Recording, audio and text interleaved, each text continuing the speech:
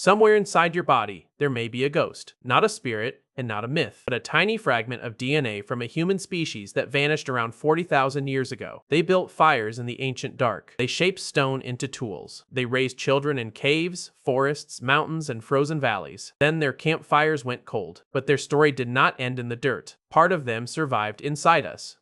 This is not just a story about bones. It is a story about the strange family secret hidden in human evolution. We were not always alone on this planet. Humans feel like the final product of a long, straight line. But the human family tree was never a straight line. It was a tangled forest of branches, dead ends, and unexpected crossings. Some branches led to tiny island humans in Indonesia. Some led to mysterious cave people in South Africa. And one branch led to the heavy-browed hunters of Eurasia. Neanderthals were not a brief mistake in prehistory. They survived for hundreds of thousands of years. To feel that scale, think about Cleopatra. She lived closer to the moon landing than to the building of the Great Pyramid. Now go much further back. The paintings of Lascaux are closer to the smartphone than to the earliest Neanderthals. Their world was older than almost everything we call ancient. They lived through ice ages, warming periods, storms, droughts, and shifting coastlines. Forests opened into cold grasslands. Coastlines disappeared beneath rising seas.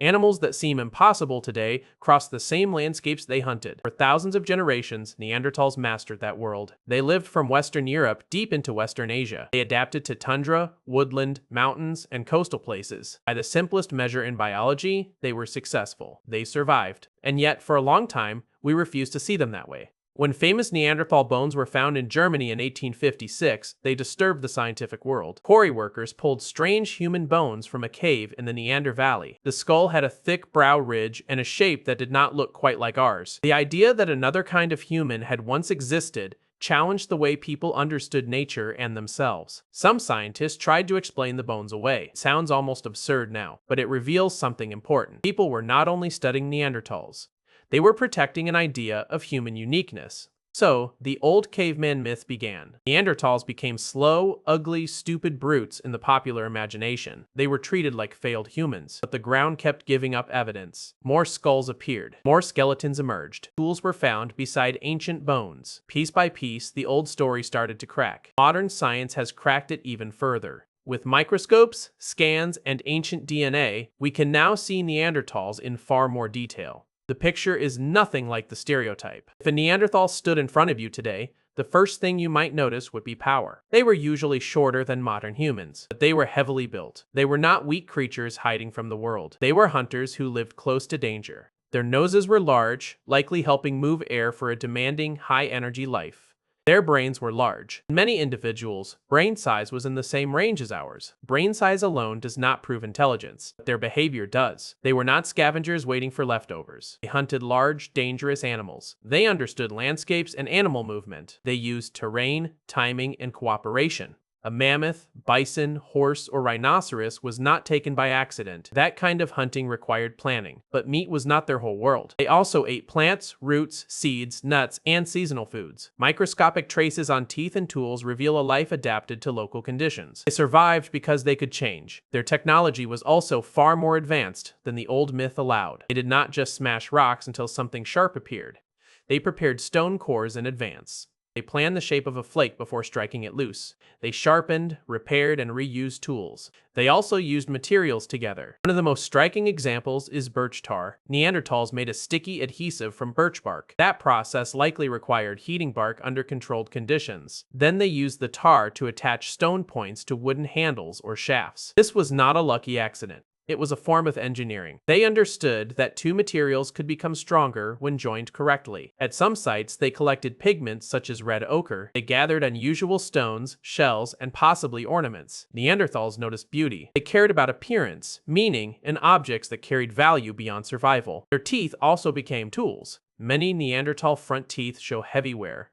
They show people turning animal skins into protection against cold. Childhood in that world was short and intense. By studying growth lines inside fossil teeth, scientists can glimpse how Neanderthal children grew. They likely learned survival skills early. They watched adults make tools, prepare hides, carry firewood, and butcher animals. Some ancient footprints preserve children moving through mud and sand. Those prints feel ordinary in the most powerful way. They remind us that Neanderthal children did not know they would become mysteries. They were simply children in their own world. Then there is the most human evidence of all. But suffering also reveals compassion. In France, archaeologists found the remains of a Neanderthal infant placed carefully in the ground. The details are debated, but many researchers see signs of deliberate burial. Either way, the image is hard to ignore. A small child was not simply left to the animals. At Shanidar Cave, one discovery became famous for another reason. An older Neanderthal man had lived with severe injuries. His arm had been badly damaged. He likely had serious problems with hearing and vision. He had arthritis and other injuries that would have made survival difficult. In a harsh environment, someone like that could not live alone for long. Yet he survived for years. That does not look like a stupid brute. It looks like a society, and this creates the central mystery. If Neanderthals were strong, intelligent, adaptable, and caring, why are they gone? Why did their long story end while ours continued? For a long time, people wanted a clean answer, but the real answer is probably slower and sadder. Neanderthal extinction was likely not one event. It was probably a chain of pressures that became impossible to survive. Climate was one pressure. The world around them changed again and again. Familiar forests opened into colder, harsher landscapes. Their bodies may also have carried a cost. Powerful, muscular bodies need many calories. In a rich environment, that is, strength. In a starving environment, it becomes a burden. Population size was another problem. Neanderthal groups were often small and scattered. When groups are small, every loss matters. A few fewer births can become a crisis. Isolation can increase inbreeding. Genetic problems can build quietly over generations. Then Homo sapiens entered Eurasia. That does not mean every meeting was a battle. But two human species may have wanted the same caves, the same animals, the same stone, and the same routes. Our species may have had wider social networks. We may also have carried diseases that Neanderthals were not ready for. None of these factors alone has to explain everything. Together, they form something more convincing, a slow narrowing of possibilities. Valley by valley, the Neanderthal world shrank. Some of the last groups may have survived in southern refuges such as Gibraltar. Imagine them at the edge of the continent, the sea below them, the wind moving through the caves. Their ancestors had survived hundreds of thousands of years. At this time, the world did not open back up. Eventually, the last Neanderthal communities disappeared, or at least, that is what we used to think. The greatest twist in their story was not found in a spear point. It was not found in a cave painting. It was found in DNA. Scientists learned how to recover genetic material from ancient bones and even cave sediments. They reconstructed the Neanderthal genome, and the result changed the story.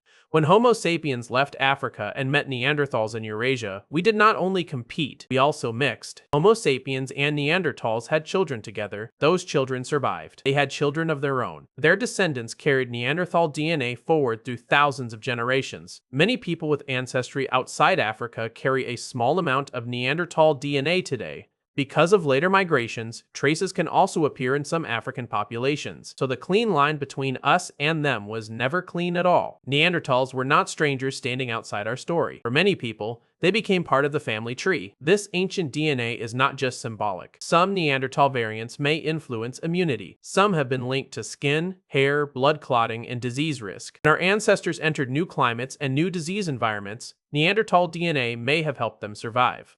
Instead of slowly waiting for new mutations, Homo sapiens inherited adaptations from people already shaped by Eurasia. We did not simply replace them. We absorbed part of their history. That is why the word extinction feels incomplete, but some of their biology continued inside us. They were not monsters from a primitive past. They were another version of humanity. They hunted, suffered, healed, learned, taught, and cared. Then the world changed faster than they could endure.